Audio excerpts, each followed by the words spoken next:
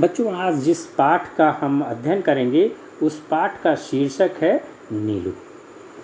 बच्चों, नीलू एक संस्मरण है जो महादेव वर्मा जी द्वारा लिखा गया है। अपने प्रिय कुत्ते नीलू के बारे में इसमें उन्होंने लिखा है और इस पाठ के माध्यम से लेखिका ने ये बताया है कि पशुओं के भीतर भी एक संवेदना होती है जिससे कि वो मनुष्यों के भाव को भी अच्छी तरीके से पहचानते हैं। नीलू के माध्यम से लेखिका ने पशु मनोविज्ञान का यहाँ पे भावपूर्ण वर्णन किया है। आइए हम पाठ का वाचन करते हैं और इसके अर्थ को समझते हैं। नीलू की कथा उसकी माँ की कथा से इस प्रकार जुड़ी है कि एक के बिना दूसरी अपूर्ण रह जाती है। उसकी अल्सेशियन माँ लूसी के नाम से पुकारी जाती थी। हिरणी के समान वेगवती, सांचे में ढली हुई देह, जिस पर काला आभास देने वाले भूरे पीले रोम, बुद्धिमानी का पता देने वाली काली पर छोटी आँखें, सजग बड़े कान,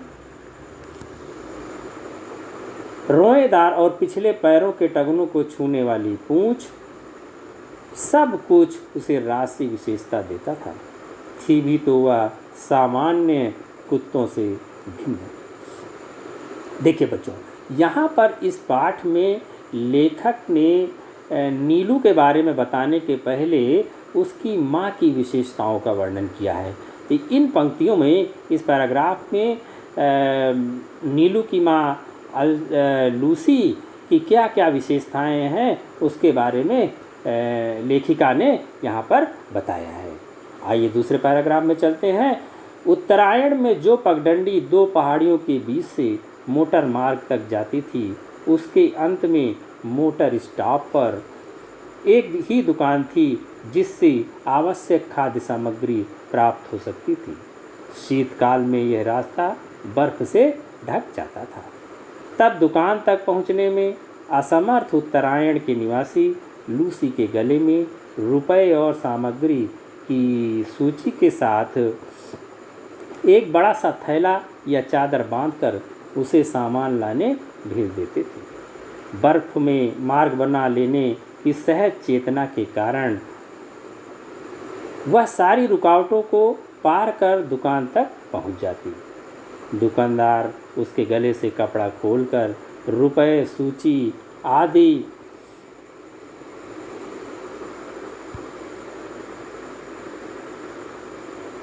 लेने के उपरांत सामान की गठरी उसके गले या पीठ से बांध देता और लूसी सारे बोझ के साथ बर्फीला मार्ग पार करती हुई सकुशल लौट आती। किसी किसी दिन तो उसे कई बार आना जाना पड़ता था, पर लूसी को मंगवाने वालों के भुलक्कड़पन से कभी कोई शिकायत नहीं रही। गले में कपड़ा बांधते ही वह तीर की तरह दुकान की दिशा में चल देती थी। एक दिन अधिक ऊंचाई पर बसे किसी पर्वतीय गांव से बर्फ में भटकता हुआ एक भोटिया कुत्ता दुकान पर आ गया और लूसी से उसकी मैत्री हो गई। तो देखिए बच्चों, इस पैराग्राफ में यहाँ पर लेखिका ने बताया है कि किस प्रकार लूसी दूसरों की सहायता करती थी बिना किसी लालच के। वो जो है सभी आसपास के रहने वालों का सामान जो है इतने ठंड में बर्फीले मौसम में वो जो है पहुंचा देती थी। दुकान से किस प्रकार सामान लेती थी, किस प्रकार उसको घर पहुंचाती थी, इन पंक्तियों में ये सब बताया गया है। उन्हीं सर्दियों में लूसी ने 2 बच्चों को जन्म दिया, किंतु उनमें से एक तो शीत के कारण मर गया, दूसरा उस ठिठुराने वाले परिवेश से जूझने लगा। 4-5 दिन के बच्चे को छोड़कर लूसी फिर दुकान तक आने जाने लगी। देखिए बच्चों, इस पैराग्राफ में बताया गया कि सर्दी का मौसम था और लूसी ने 2 बच्चों को जन्म दिया। उसमें एक तो ठंड की वजह से मर गया और दूसरा जो है किसी प्रकार जो है वो पालने लगी। आगे पैराग्राफ में देखते हैं। एक संध्या के झुपटे में लूसी ऐसी गई कि फिर लौट ही न सकी। शीतकाल में ग्रहण शक्ति के कुंठित हो जाने के कारण कुत्ते लकड़बग्घे के आने की गंध पाने में असमर्थ रहते हैं और उसके अनायास आहार बन जाते हैं। लूसी के साथ भी ऐसा ही कुछ हुआ था। बच्चों, लूसी का तो रोज़ाना का यही काम था, लोगों का सामान लाना और उनके घर तक पहुंचाना, ये उसकी दैनिक क्रिया थी। लेकिन जाड़े में माना जाता है कि जो कुत्तों की सूंघने की क्षमता कमज़ोर हो जाती है और उस दौरान जो बहुत सारे ऐसे जो जंगली जीव होते हैं, लकड़बग्घे वगैरह होते हैं, वो उनका आसानी से शिकार कर लेते हैं। तो लूसी भी जब उस समय जा रही थी तो उसको शायद किसी लेखिका ने बताया है कि वो शायद किसी लकड़बग्घे का शिकार हो गई और फिर वो लौट करके घर कभी वापस नहीं आई। लूसी के लिए सभी रोई, परंतु जिसे सबसे अधिक रोना चाहिए था वह बच्चा तो कुछ जानता ही नहीं था। एक दिन पहले ही उसकी आंखें खुली थीं, अतः माँ से अधिक वह दूध के अभाव में शोर मचाने लगा। दुग्ध चूर्ण से दूध बनाकर उसे पिलाया जाता, पर रजाई में भी वह माँ के पेट की उष्णता खोजता और ना पाने पर रोता चिल्लाता रहता। अंत में हमने उसे कोमल ऊन और अधबुने स्वेटर की डलिया में रख दिया, जहाँ वह माँ के सामीप्य सुख के भ्रम में सो गया। डलिया में वह ऊन की गेंद जैसा ही लगता था। जब हम प्रयाग लौटे तो उसे भी साथ लाना पड़ा। बच्चों, लेखिका महादेवी वर्मा प्रयाग में एक महाविद्यालय में अध्यापिका थी। वो अक्सर जो है पहाड़ों पर जाती रहती थी किसी कार्य से। वहाँ पे ही उनकी मुलाकात नीलू से हुई थी और नीलू जब छोटा बच्चा था तो वो उसकी माँ लूसी नहीं रही। उन्होंने देखा, क्योंकि वो जानवरों को बहुत ही प्यार करती थी, उन्होंने नीलू को पाल लिया और अपने साथ वो प्रयाग उसे ले आई। बड़े होने पर रोमों के भूरे, पीले और काले रंगों के मिलान से जो रंग बना था वह एक विशेष प्रकार का धूप छाही हो गया था। धूप पड़ने पर एक की झलक मिलती थी, छाह में दूसरे की और दिए के उजाले में तीसरे की। कानों की चौड़ाई और नुकीलेपन में भी कुछ नवीनता थी। सिर ऊपर की ओर अन्य कुत्तों के सिर से बड़ा और चौड़ा था और लंबोतरा पर सुडौल। पूँछ अल्सेशियन कुत्तों के पूँछ के समान सघन रोमों से युक्त, पर ऊपर की ओर मुड़ी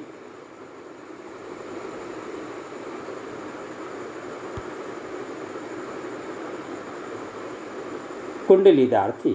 पैर अल्सेशियन कुत्ते के पैरों के समान लंबे, पर पंजे घोटिये के समान मजबूत, चौड़े और मुड़े हुए नाखूनों से युक्त थे। उन गोल और काली कोर वाली आँखों का रंग शहद के रंग के समान था, जो धूप में तरस सुनहला रंग उनका हो जाता था और छाया में जमे हुए मधुसा पारदर्शी लगता था। देखिए बच्चों, यहाँ पर इन पंक्तियों में लेखिका ने नीलू के रूप का वर्णन किया है कि नीलू कैसा था। वो अल्सेशियन माँ और भोटिया पिता का बच्चा था, तो सारे गुण जो हैं उन दोनों के भिन्न भिन्न रूपों में उसके अंदर पाए जाते थे, दिखाई देते थे। आकृति की विशेषता के कारण उसके बल और स्वभाव में भी विशेषता थी। ऊंची दीवार को भी वह एक छलांग में पार कर लेता था। रात्रि में उसका एक बार भौंकना भी वातावरण की निस्तब्धता को कंपित कर देता था। देखिए, इन पंक्तियों पे केवल यहाँ पर आकृति की ही विशेषता नहीं बताई गई कि उसका शरीर कैसा था, साथ साथ ही उसका अन्य गुण भी, स्वभाव भी यहाँ पे लेखिका ने बताया है कि वो ऊंची से ऊंची दीवार को बड़ी आसानी से पार कर जाता था और जब भौंकता था, आवाज़ करता था, तो उसकी आवाज़ दूर दूर तक गूंजती थी। मैंने अनेक कुत्ते देखे और पाले हैं, किंतु कुत्ते के दैन्य से रहित और उसके लिए अलभ्य दर्प से युक्त मैंने केवल नीलू को ही देखा है। उसके प्रिय से प्रिय खाद्य को भी यदि अवज्ञा के साथ फेंक कर दिया जाता तो वह उसकी ओर देखता तक भी नहीं था। खाना तो दूर की बात थी, यदि उसे किसी बात पर झिड़क भी दिया जाता तो बिना मनाए वह मेरे सामने ही न आता था। देखिए, यहाँ पर लेखिका ने नीलू के स्वभाव का वर्णन किया है कि नीलू का स्वभाव कैसा था। वो अक्सर कुत्तों में दीनता के भाव होते हैं, लेकिन उसके अंदर दीनता के भाव नहीं थे और वो एक साहसी और उसके अंदर आत्मविश्वास बहुत ज़्यादा था नीलू के अंदर। और यदि उसको कोई छोटी सी बात में झिड़क भी देता तो वो तुरंत जो है बहुत बुरा मान जाता था। और ये नहीं कि लालच बस उसको कोई फेंक करके कोई खाना दे दे तो वो खा ले, ऐसा वो नहीं करता था। विगत 12 वर्षों से उसके बैठने का स्थान मेरे घर का बाहरी बरामदा ही रहा, जिसकी ऊपरी सीढ़ी पर पोर्टिको के सामने बैठकर वह प्रत्येक आने जाने वाले का निरीक्षण करता रहता था। मुझसे मिलने वालों में वह प्रायः सबको पहचानता था। किसी विशेष परिचित को आया हुआ देखकर वह धीरे धीरे भीतर आकर मेरे कमरे के दरवाजे पर खड़ा हो जाता था। उसका इस प्रकार आना ही मेरे लिए किसी मित्र की उपस्थिति की सूचना थी। मुझसे आ रही हूँ सुनने के उपरांत वह पुनः बाहर अपने निश्चित स्थान पर जा बैठता था। बच्चों, नीलू बहुत ही सजग और स्वामी भक्त था।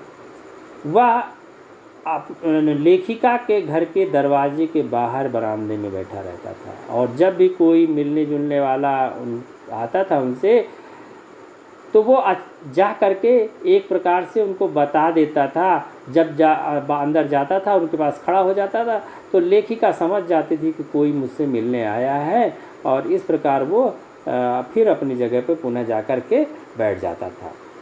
कुत्ते भाषा नहीं जानते, केवल ध्वनि पहचानते हैं। नीलू का ध्वनि ज्ञान इतना विस्तृत और गहरा था कि उससे कुछ कहना भाषा जानने वाले मनुष्य से बात करने के समान हो जाता था।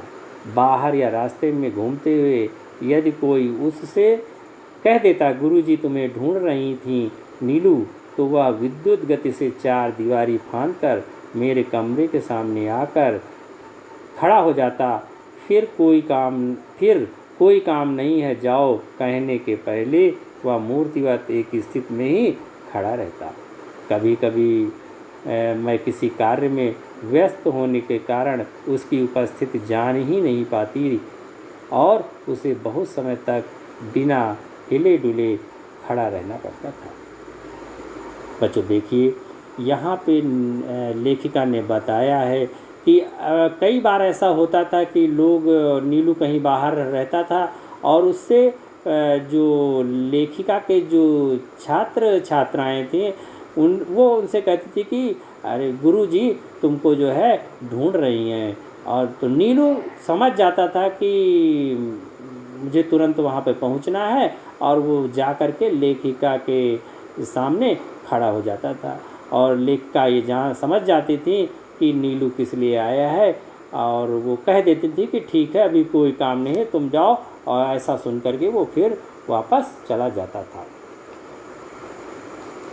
हिंसक और क्रोधी भोटिये बाप और आखेट प्रिय अल्सेशियन माँ से जन्म पाकर भी उसमें हिंसा प्रवृत्ति का कोई चिन्ह नहीं था।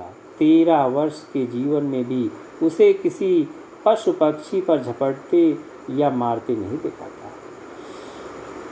उसका ये है स्वभाव मेरे लिए ही नहीं, सब देखने वालों के लिए आश्चर्य की घटना थी। देखिए बच्चों, नीलू जो था वो अल्सेशियन माँ और भोटिये पिता का बच्चा था। ठीक है, भोटिया माना जाता है कि बहुत ही हिंसक और क्रोधी स्वभाव का कुत्ता होता है और जो अल्सेशियन होता है वो उसको माना जाता है कि वो आखेट प्रिय अर्थात वो शिकार का शौकीन कुत्ता होता है। लेकिन ये दोनों बातें उसके अंदर, नीलू के अंदर नहीं पाई जाती थी। नीलू बहुत ही समझदार था और अनावश्यक किसी भी पशु पक्षी को तंग नहीं करता था। मेरे बंगले के रोशनदानों में प्रायः गौरैया तिनकों से घोंसला बना लेती थी। मुझे उनके परिश्रम पूर्वक बनाए हुए घोंसले उजाड़ना अच्छा नहीं लगता, अतः कालांतर से उनमें अंडों और पक्षी शावकों की सृष्टि बस जाती थी। कुछ अंकुर जैसे पंख निकलते ही वे पक्षी शावक उड़ने के असफल प्रयास में रोशनदानों से नीचे गिरने लगते थे। इन दिनों नीलू उनके लिए सतर्क पहरेदार का कर्तव्य संभाल लेता था। उसके भय से कोई भी कुत्ता बिल्ली उन नादान उड़ने गिरने वालों को हानि पहुंचाने का साहस नहीं कर पाता था। कभी कभी बहुत छोटे पक्षी शावकों को पुनः घोंसले में रखवाने के लिए वह उन्हें हौले से मुख में दबाकर मेरे पास ले आता था। जब तक रोशनदान में सीढ़ी लगवाकर मैं उस बच्चे को घोंसले में पहुंचाने की व्यवस्था न कर लेती, तब तक वह या तो बड़ी कोमलता से उन्हें मुंह में दबाए खड़ा रहता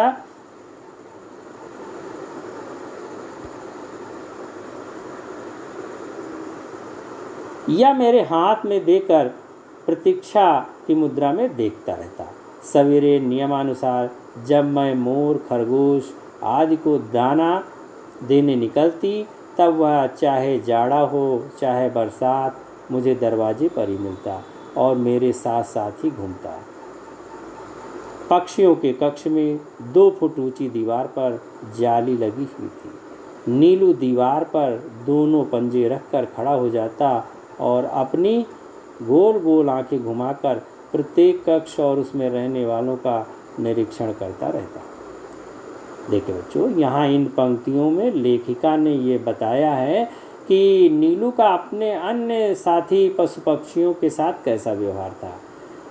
गौरैया के जो बच्चे लेखिका के घर में घोंसले बना करके उसमें रहते थे, वो अक्सर क्या होता था, छोटे छोटे बच्चे ढंग से उड़ नहीं पाते थे और नीचे गिर जाते थे।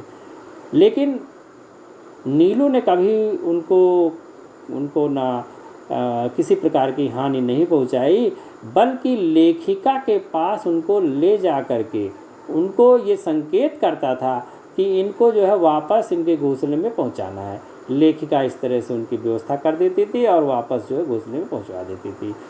इसके अलावा अन्य पशु पक्षी जो होते थे, जिनको कि सुबह सुबह लेखिका दाना पानी देती थी, उस समय भी नीलू उनके साथ रहता था और सभी को बड़े प्यार से सारे पशु पक्षियों को देखता था और अपनी क्या जिम्मेदारी है उसको भी वो समझता था। सबके सो जाने पर वह गर्मियों में बाहर लान पर और सर्दियों में बरामदे में तख्त पर बैठकर पहरेदारी का कार्य करता। रात में कई कई बार वह पूरे कंपाउंड का और पशु पक्षियों के घर का चक्कर लगाता रहता था। बच्चों, कितना समझदार था नीलू, वो अपनी जिम्मेदारी कितनी समझता था। अपने ही लिए नहीं, वो दूसरों के लिए जीता था। अपने साथी पशु पक्षियों की सुरक्षा का पूरा ध्यान वो रखता था। आगे, खरगोश धरती के भीतर सुरंग जैसे लंबे और दोनों ओर द्वार वाले बिल खोद लेते हैं। एक रात मेरे खरगोश बिल खोदते खोदते पड़ोस के दूसरे कंपाउंड में जा निकले। उनमें से कई जो इस अभियान में अगुआ थे, जंगली बिल्ले द्वारा मार दिए गए। अतः एक के पीछे एक निकलते हुए खरगोशों में सभी को बिल्ले का आहार बन जाना पड़ता, किंतु उनके सौभाग्य से नीलू ने संभवतः पत्तियों की सरसराहट से सजग होकर चार दीवारी के पार देखा होगा और उसने खरगोशों के संकट को पहचान लिया होगा। उसके कूदकर दूसरी ओर पहुंचते ही बिल्ला तो भाग गया, परंतु खरगोशों को बाहर निकलने से रोकने के लिए वो रात भर उससे भीगता हुआ सुरंग के द्वार पर खड़ा रहा। यह परोपकार नीलू को बहुत महंगा पड़ा, क्योंकि उसे सर्दी लगने से निमोनिया हो गया और कई दिनों तक इंजेक्शन, दवा आदि का कष्ट झेलना पड़ा। वैसे वह शांत भाव से कड़वी दवा भी पी लेता था और सुई भी लगवा लेता था। देखिए बच्चों, वो अपने जितने भी साथी पशु पक्षी थे उनका कितना ख्याल रखता था। खरगोश जो थे वो अक्सर जो कच्ची ज़मीन थी उसको खोद करके अपने कंपाउंड से किसी पड़ोसी के दूसरे के कंपाउंड में छेद बना करके, जो बिल बना करके निकल जाते थे और उससे उनके लिए खतरा पैदा हो जाता था। वहाँ पे अन्य कुत्ते या जंगली जो बिल्ली या बिल्ले होते थे वो जो है खरगोशों का शिकार कर देते थे। लेकिन नीलू इस मामले में भी सतर्क रहता था और वह उनकी पूरी सुरक्षा करता था।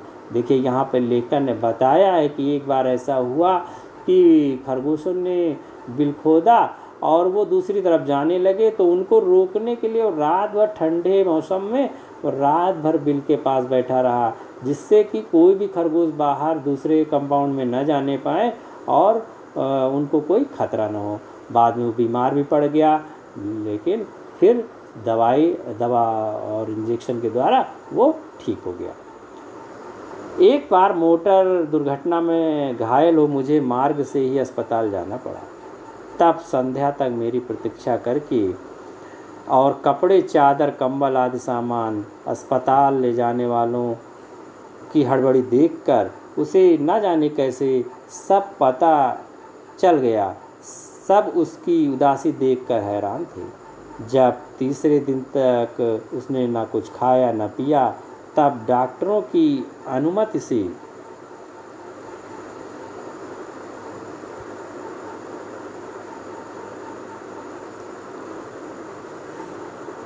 उसे लेकर उसे अस्पताल लाया गया। मुझे अच्छी तरह चारों ओर घूमकर देखने के बाद वह मेरे सामने ही ज़मीन पर बैठ गया।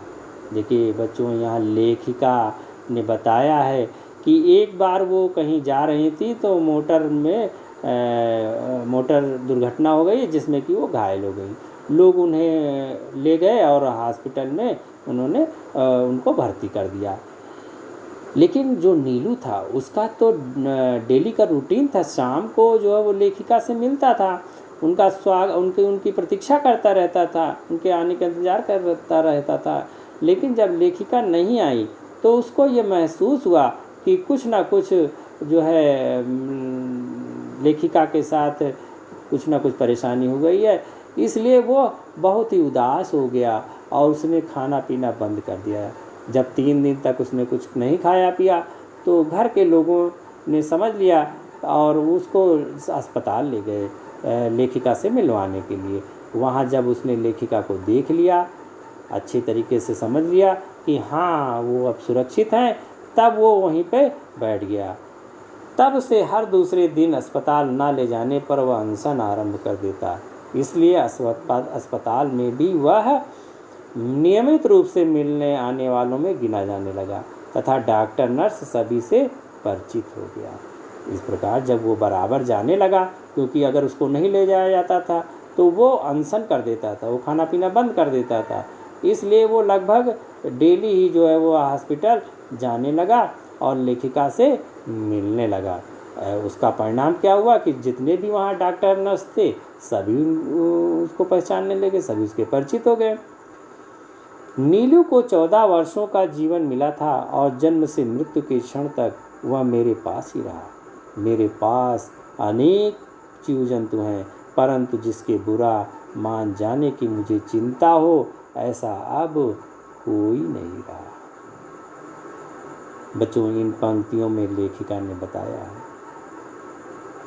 कि नीलू की उम्र कुल 14 साल रही। अक्सर जो कुत्ते होते हैं उनके जीवन जो उनकी आयु होती है लगभग इतनी होती है, 14 या 15 साल ही उनकी आयु होती है। और वो नीलू जो है 14 वर्षों तक इस तरह से लेखक के पास रहा।